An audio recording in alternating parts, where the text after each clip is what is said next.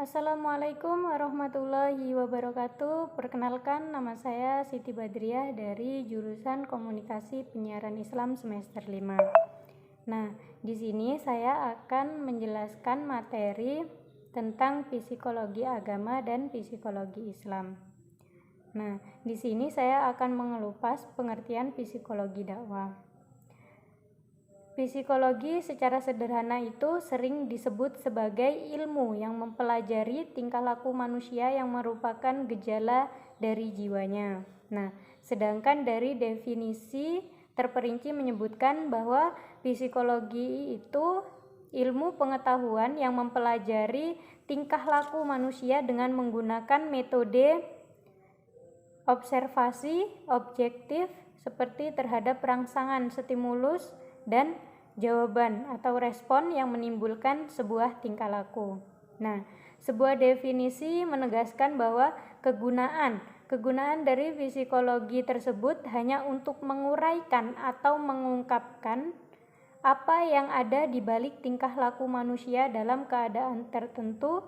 Kebutuhan seorang memang dapat saja terbatas, hanya ingin mengetahui faktor kejiwaan apa yang menyebabkan tingkah laku tertentu dari orang tersebut. Nah, sedangkan dakwah adalah ajakan, di mana ajakan itu untuk mengajak setiap orang dalam melakukan kebaikan, baik dalam bentuk lisan, tulisan maupun tingkah laku yang telah direncanakan secara sadar untuk mempengaruhi seseorang atau banyak orang.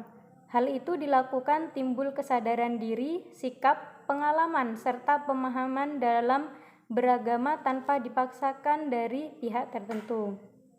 Nah, sedangkan psikologi dakwah itu adalah ilmu yang berusaha menguraikan atau meramalkan dan mengendalikan tingkah laku manusia yang terkait dalam proses dakwah. Psikologi dakwah berusaha menyikapi apa yang tersembunyi di balik perilaku manusia yang terlibat dalam dakwah dan menggunakan pengetahuan itu untuk mengoptimalkan pencapaian tujuan dari dakwah itu tersendiri. Nah, yang kedua ada objek kajian psikologi dakwah. Nah, objek kajian psikologi dakwah itu terdiri dari dua macam objek, yaitu objek material. Nah, objek material itu menjadi pokok pembahasan sebuah ilmu, sedangkan yang kedua itu ada objek formal. Objek formal itu objek yang menentukan sudut pandang sebuah ilmu yang telah dikaji baik dari segi epistemologi, ontologi ataupun aksiologi. Nah, yang ketiga ada tujuan psikologi dakwah. Tujuan dari adanya psikologi dakwah dalam kegiatan dakwah untuk memberikan sebuah pandangan kemungkinan kepada dai tentang adanya perubahan perilaku atau sikap mental psikologi sasaran dakwah yang sesuai dengan tata kehidupan yang diterapkan dalam ajaran agama yang didakwahkan, sehingga pandangan kepada para dai tentang tingkah laku atau perilaku mad'u dan hal-hal yang mempengaruhi tingkah laku tersebut yang berkaitan dengan aspek kejiwaan atau psikis, sehingga mempermudah para dai untuk mengajak mereka atau mempengaruhi mereka oleh ajaran Islam yang telah dikehendaki.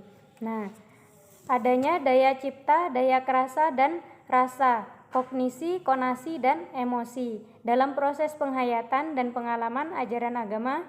Dari sini dakwah sebenarnya menimbulkan emosi atau perasaan mad'u atau menerima dan mengamalkan pesan dari dai secara ikhlas. Nah, poin selanjutnya adalah psikologi agama.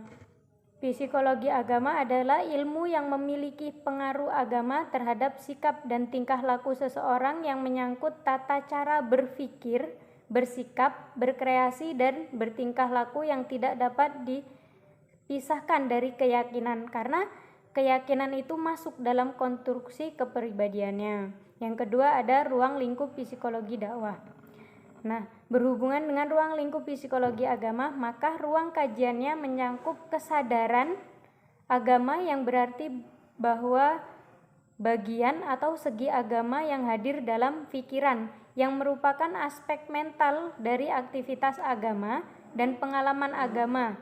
Berarti unsur perasaan dalam kesadaran beragama, yakni perasaan yang membawa kepada keyakinan yang dihasilkan oleh tindakan atau amaliyah. Dengan kata lain, membawa psikologi agama mempelajari sebuah kesadaran agama pada seseorang. Poin C, psikologi Islam.